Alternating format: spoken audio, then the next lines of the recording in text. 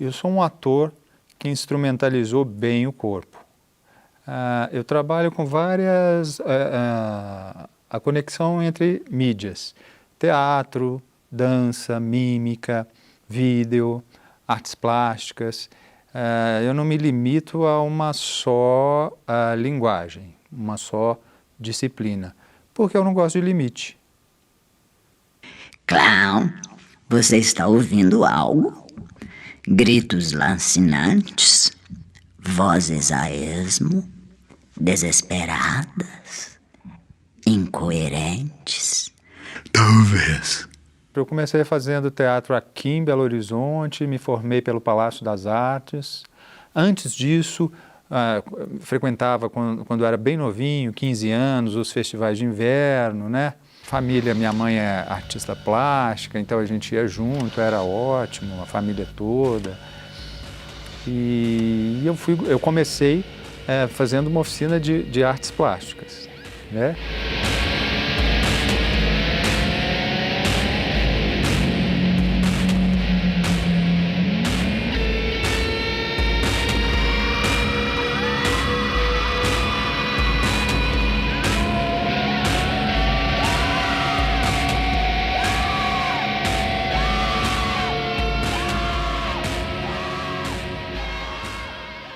Eu fundei a Companhia de Dança Burra em 1987, aqui em Belo Horizonte. É uma ironia, aludindo ao descaso em relação à arte no país, à ignorância que impera de uma forma em geral, né?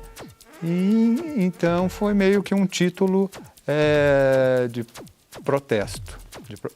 De protesto para meio que chamar a atenção para essa situação do artista, né? Burra no sentido de contra o status quo, né? De contra o estabelecido, de contra o possível, de contra o comercial, o vendável, o plausível.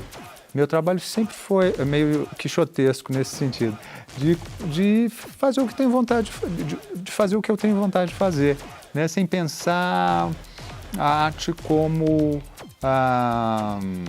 um bem de consumo, um produto. Eu prezo muito a liberdade do criador, né? Eu sou um criador e essa é a minha função. Eu preciso criar, né, para existir.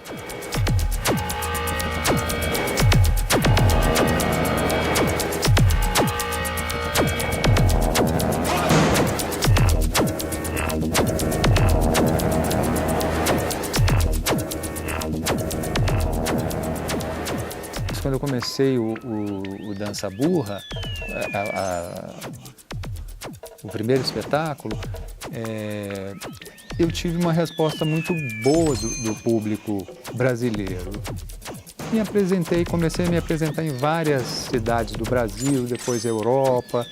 Então e eu gosto de variar, de conhecer novas plateias, de aprender, né? Cada lugar que você vai, você é recebido de uma forma, as interpretações diferem, mas a essência humana é sempre a mesma. Você toca as pessoas através da sua verdade, que muitas vezes não passa pela coreografia, nem pelo texto, mas pela presença humana.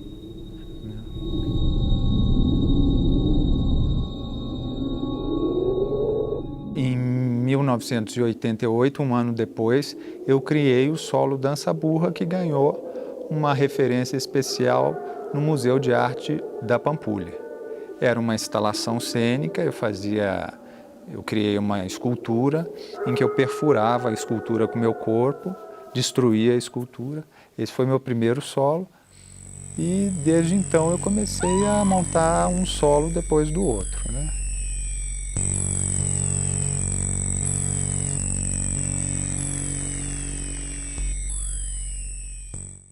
Essa questão dos solos é uma exigência existencial. Eu preciso desse estado de imersão profunda né? E às vezes é muito difícil você conseguir isso em um grupo. Eu gosto de aprofundar os processos, não gosto de pensar assim, a arte como uma encomenda, você vai fazer uma peça com o fulano, e não, eu gosto de desenvolver isso por anos e anos e anos e aprofundar. Então é uma opção. Mas também eu sou admiro muito o trabalho de companhias no Brasil, pessoas que eu adoro, mas é uma questão natural que foi acontecendo assim, em relação à minha trajetória, né? Eu não consigo me ater a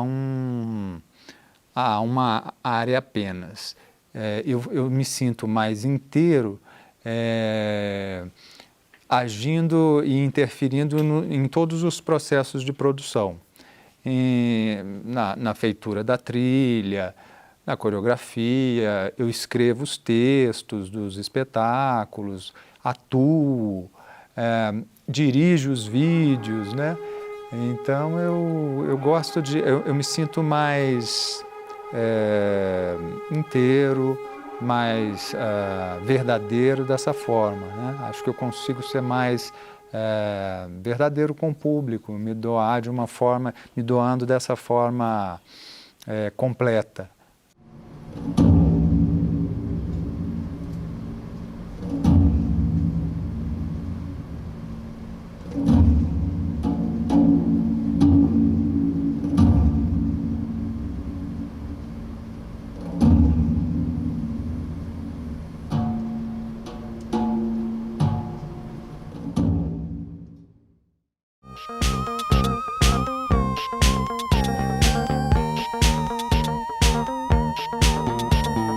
Gosto de pessoas simples, sem trejeitos.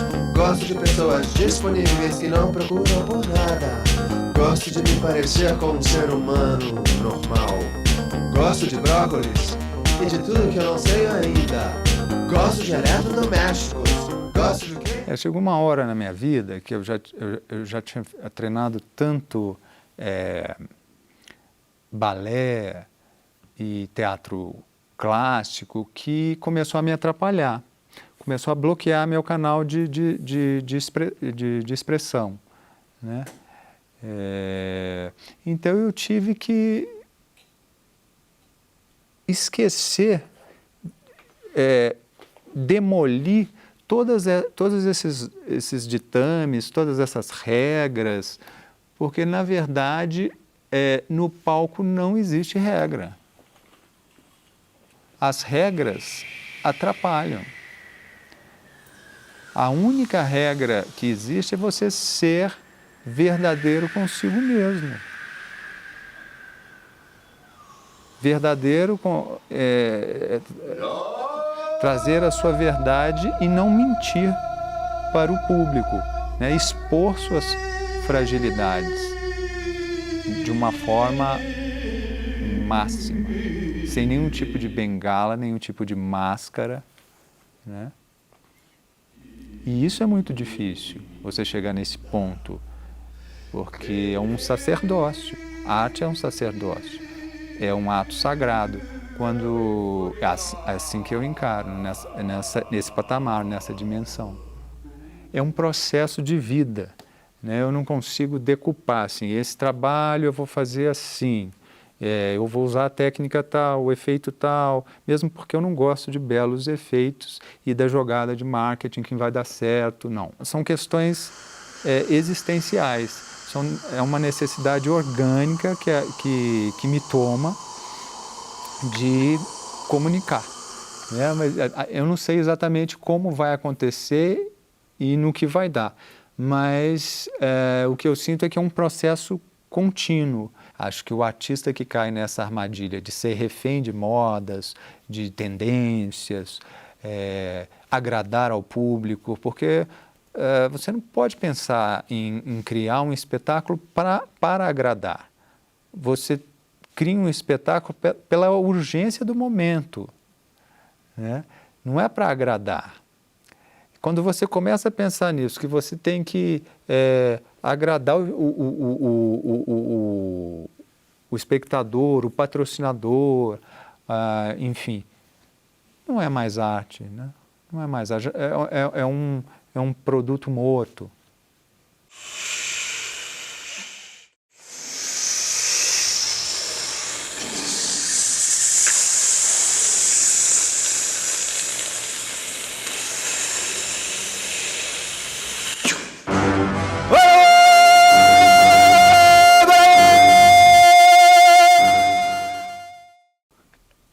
Eu nunca imaginei que o Brasil, ele poderia retroceder tanto culturalmente, humanamente, né? Eu acho esse momento assustador, né? E o papel dos artistas agora é criar alguma forma de resistência, né? E é isso que eu faço no momento, apresentando esses espetáculos denúncia, né? Envio missões de evangélicos para o Brasil e Gana, etc., com o intuito de catequizar esses povos selvagens, desgraçados, de países subdesenvolvidos, escravizá-los, destruir a cultura local. Um mecanismo de marketing e merchandising simples da tradição americana. Meu trabalho sempre foi um trabalho político. A existência é política, o ato de respirar é político, né? E eu trabalho com as minorias, falo da luta das mulheres, dos afrodescendentes, dos povos da floresta, da comunidade LGBTQI, né? E etc, etc, etc.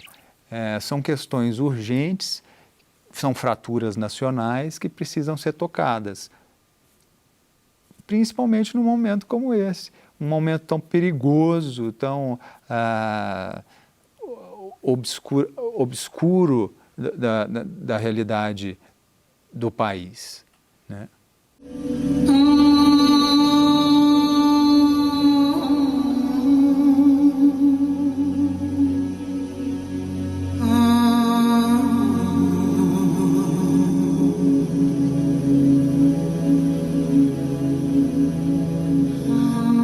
Eu tento estabelecer um diálogo inteligente com a plateia. Às vezes não é possível, porque a plateia é viciada em produtos comerciais, né? Mas a minha função é abrir, tirar essa viseira e fazer com que as pessoas pensem. É a função básica de um artista. Isso que eu venho tentando todos esses anos, né? Eu tento estabelecer um diálogo com o espectador, tirar o espectador do estado de auto-hipnose, né? Acho importante as pessoas dialogarem, se posicionarem, né? Essa posição de voyeur é muito fácil, né? Nem que seja através da catarse, né?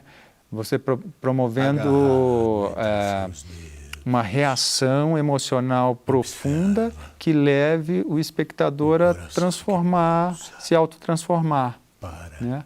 É uma esperança. A primeira vez que eu me apresentei no Rio, eu era muito novo e me impressionou muito a reação da plateia. No final do espetáculo, eu fazia um espetáculo que eu ateava fogo às vestes. Você lembra do Galdino Pataxó, que morreu queimado e que não aconteceu absolutamente nada em relação a isso? No final do espetáculo, eu ateava fogo às vestes para denunciar esse crime.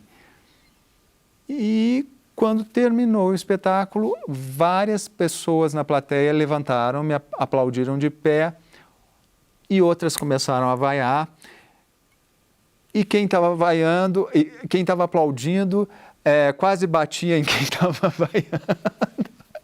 Então, são reações interessantíssimas.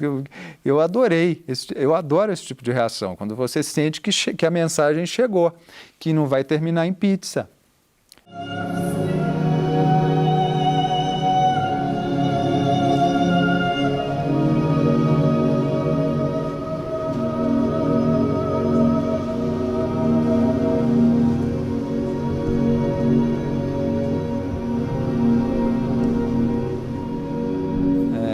Eu sou muito autodidata também, apesar de ter estudado teatro, dança. Eu tive que esquecer essas técnicas importadas todas, né? Porque não gosto dessa postura de colonizado também. Acho importante trabalhar a identidade nacional, uma forma de existência e brasilidade tropical no palco. O som de uma risada não te parece algo obsceno? Sim. E ainda assim, somos felizes. E é isso o que importa. Às vezes eu dou aula e os alunos ficam me perguntando assim, mas quais são suas fontes? Quais são suas influências? Como você cria? Eu não sei como eu crio. Não existe uma receita. Existe uma vontade de viver, uma necessidade de existir. E não existe receita para a vida, né?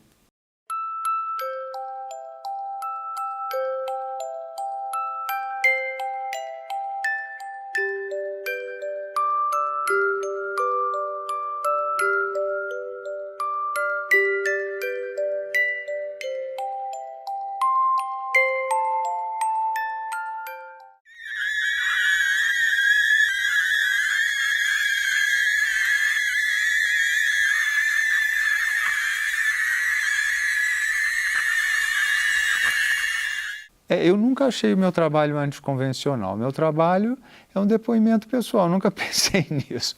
As pessoas sempre, a mídia sempre tocou nisso. É para chocar, é experimental, é isso, é aquilo. Eu não gosto de rótulos. Eu me posiciono de uma forma verdadeira e não gosto de fingir ou de decupar ou de editar partes do meu discurso. É plágio. Plágio? Sim. Falsidade ideológica ou reapropriação do discurso, como é habitual. Mas o texto é ainda inteligível. É uma psicografia, uma escrita típica, sutil. O trabalho, ele tem de tudo, né, no meu trabalho. Eu tenho uma formação de balé clássico, estudei canto operístico, então eu não tenho preconceito em relação às linguagens. Gosto da arte experimental, da experimentação em geral. Eu tenho um espírito livre, eu não gosto de decupar minha percepção, compartimentar minha percepção enquanto criador. Acho que um criador, antes de tudo, ele tem que ter essa liberdade de lidar com os estímulos, com a vida, com as pessoas, com a realidade, sem nenhum tipo de pré-julgamento, nenhum tipo de preconceito, né? E é isso que eu faço no meu trabalho. Eu sou um espelho social do que acontece no país, no mundo. Às vezes as pessoas se assustam porque elas começam a se ver nesse espelho.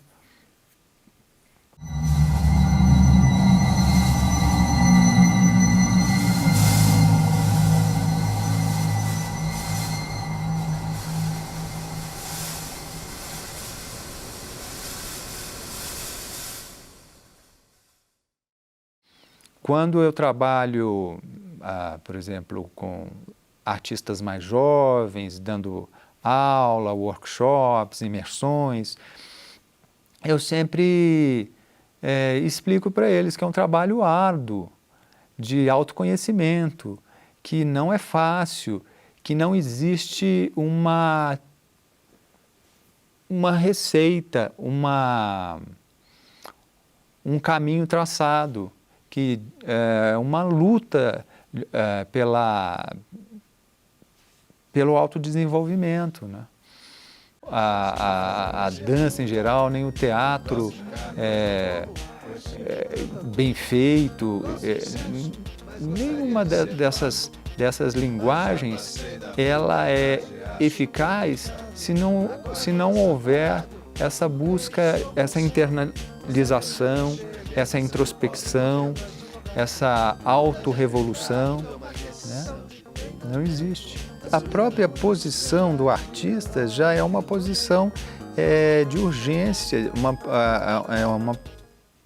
uma posição difícil de se habitar.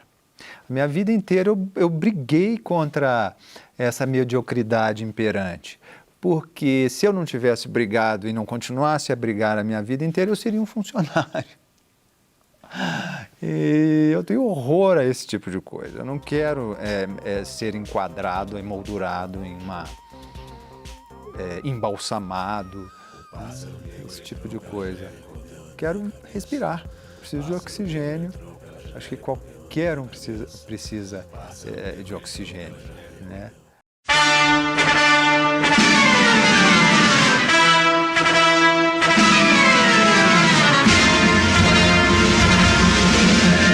Senhoras e senhores, assistam ao maior espetáculo da Terra, aonde não faz a menor diferença você estar no palco ou na plateia. O importante é que o show deve continuar. Vejam a bailarina de sapatilhas de cimento, o malabarista com as mãos amputadas, a mulher barbada, castrada, de terno e gravata. É claro que cada artista traz a sua própria, as suas especificidades, idiosincrasias, suas influências do lugar onde nasceu, da comida que come, da forma que foi criado e tudo. É óbvio que você traz toda a sua história pessoal, né? Mas a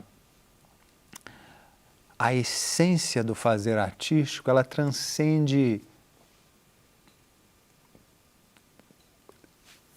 culturas. É o que eu sinto.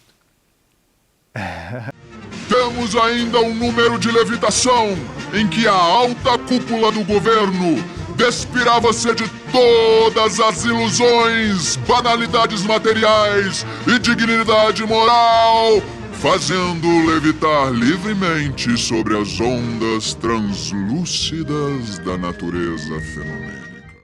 Eu faço a arte para existir.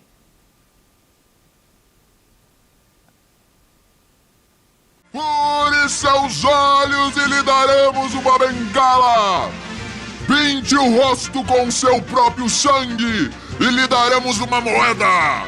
Dê um tiro na cabeça e lhe daremos uma medalha.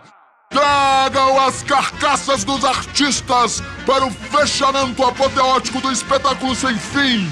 Deixe que o público se farte, que põe à mostra a mais pura essência de nossos ossos, imaculadamente, fulgurantemente brancos, e o espetáculo